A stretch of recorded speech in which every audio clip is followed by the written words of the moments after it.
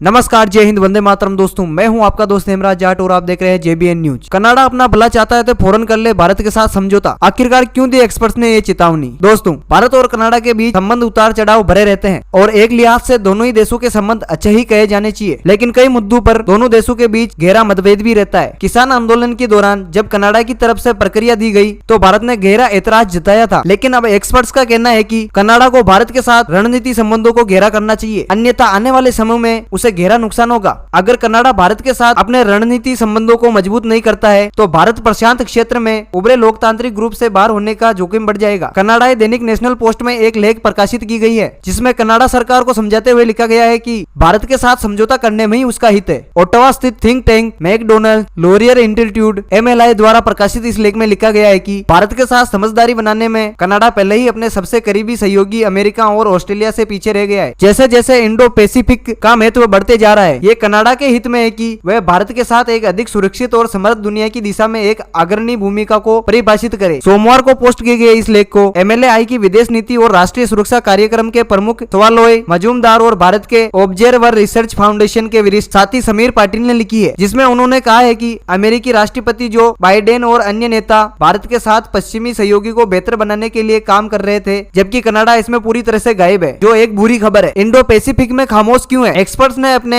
लेख में Indo Pacific में कनाडा की खामोशी पर गंभीर सवाल उठाया है और लिखा है कि इंडो पैसिफिक के लिए भारत ही एक मजबूत और लोकतांत्रिक देश है, लेकिन कनाडा इस बातचीत से पूरी तरह से बाहर है। उन्होंने लिखा है कि इस क्षेत्र में कनाडा के गहरे सुरक्षा हित हैं, लेकिन जब पश्चिमी देश भारत के साथ रणनीति संबंध बना रहे हैं, महत्वाकांक्षी होगा। लेकिन इंडो पैसिफिक के लिए बने लोकतांत्रिक ग्रुप, चाहे वो कनाडा हो जिसमें भारत के अलावा अमेरिका, जापान और ऑस्ट्रेलिया है, या फिर ओक्स जिसमें अमेरिका के साथ साथ ब्रिटेन और ऑस्ट्रेलिया है, या फिर Indo Pacific economic framework for prosperity जिसमें हिंद प्रशांत क्षेत्र के 13 प्रमुख देश शामिल है, इनमें से किसी भी ग्रुप में शामिल होने के लिए कनाडा ने उत्सुकता नहीं दिखाई, बल्कि कनाडा को पूरी तरह से अलग कर दिया गया है। कनाडा काफी कुछ कर सकता है। रिसर्च लेख में आगे कहा गया है कि कनाडा के पास एडवांस डिफेंस इंडस्ट्री है और कनाडा का इकोसिस्टम भी इनोवेटिव है, लिहाजा कनाडा के पास ऐसा काफी कुछ है जो भारत को ऑफर कर सकता है और 21वीं सदी में इंडो पैसिफिक में एक मजबूती नेटवर्क स्थापित करने में अपनी भागीदारी निभा सकता है। उन्होंने लिखा है कि यूक्रेन संकट ने अब ये पूरी तरह से साफ कर दिया है कि इंडो पैसिफिक की सुरक्षा के लिए दुनिया के